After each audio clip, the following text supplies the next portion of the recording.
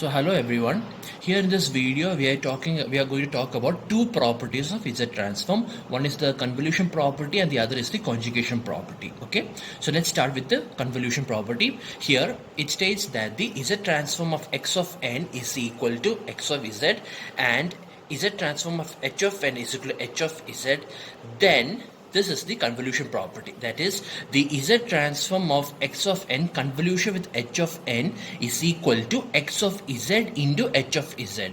Or in other words, if it is convolution in the time domain is equivalent to multiplication in the z domain. Just like your other frequency domain transforms, just like your other transforms, convolution in time domain is equivalent to multiplication in frequency domain, or here in this case z domain. Okay, so now let's look at the proof. Here we are going to assume that let y of n be the output of the LTI system, right? Because x of n is the input and h of n is considered as the impulse response. That is the response of the system when the input is an impulse. That is called as the impulse response. And x of n is the input and y of n is the output, also called as the response. So in that case, the equation for this convolution equation is y of n is equal to sigma k is equal to minus infinity to plus infinity x of k into h of n minus k. Since this is a discrete signal, we put a sigma over here, right? The signal or the summation takes place in the form using the symbol sigma. So therefore what we are going to do now is that we are going to apply Z transform to this equation. Okay, we are going to apply Z transform. So we know what is the Z transform of y of n. The Z transform of y of n is nothing but sigma n is equal to minus infinity to plus infinity y of n z raised to minus n. This is the Z transform of y of n, right? So now what I'm going to do is I'm going to substitute the value of y of n. Right, the value of y of n is this value, sigma k is equal to minus 50 plus 50 x of k into h of n minus k. This value I'm going to substitute over here. So this is what I get. Right, sigma n is equal to minus infinity and plus infinity, and this is y of n, that is sigma k is equal to minus 50 plus infinity x of k into h of n minus k z raised to minus n. Okay, this is also equivalent to sigma n is equal to minus infinity to plus infinity into sigma k is equal to minus infinity plus infinity x of k into h of n minus k z raised to minus n into, then what I am going to do is I am going to multiply this step with this equation with z raised to k into z raised to minus k. The reason is because I want to partition this z raised to n into two terms. Okay, I want to divide this z raised to minus n, or partition this z raised to minus n into two terms. One is for x of k and the other is for h of n minus k. So to do that, what I do is I multiply this with z raised to k into z raised to minus k, because z raised to k into z raised to minus k is 1.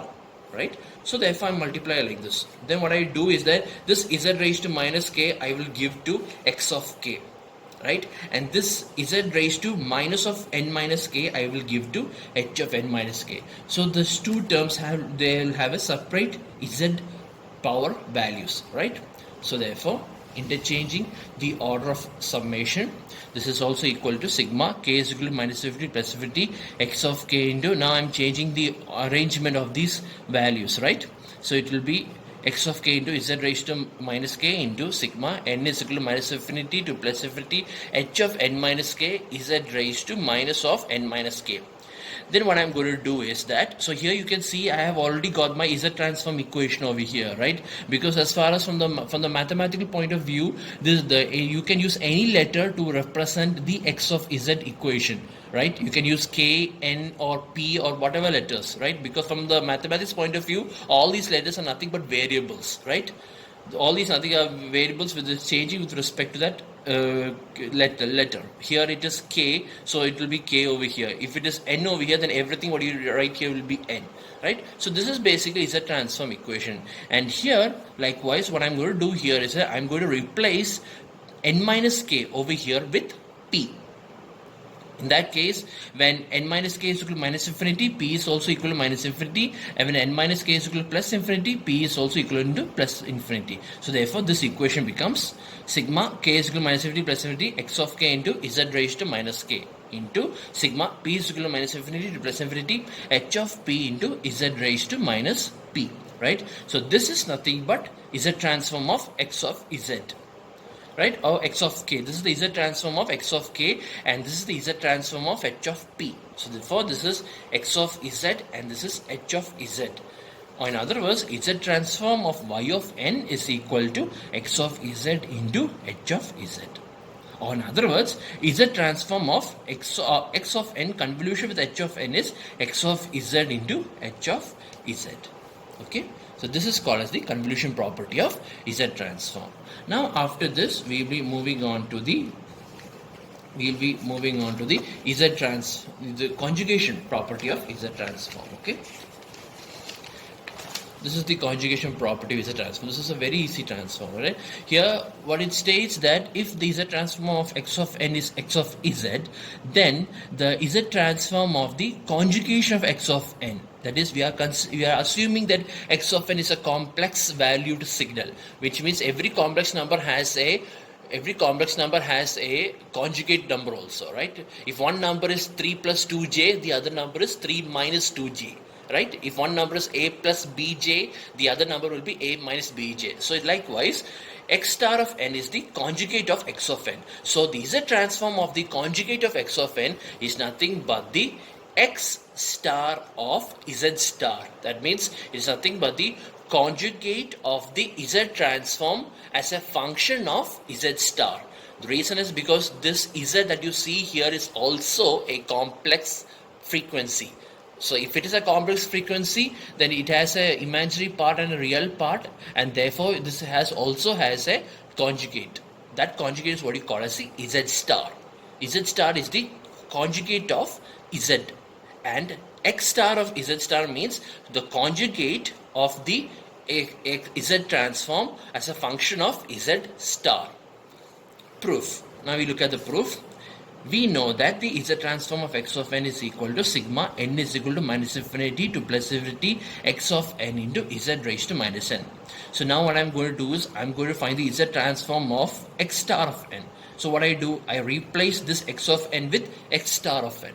So therefore Z transform of x star of n is equal to sigma n is equal to minus infinity to plus infinity x star of n Z raised to minus n.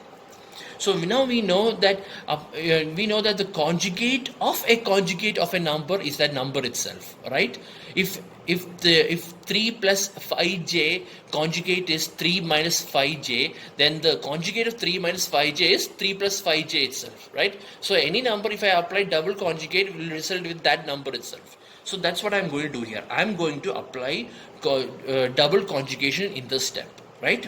Double conjugation. So therefore, applying conjugation twice, what I do is that this whole thing I am going to apply 2 times. I am going to apply the conjugate, right? So it will be the conjugate of sigma n is equal to minus 50 plus 50 x star of n Z raised to minus n. Okay. Then what I am going to do is I am going to include this star inside the bracket.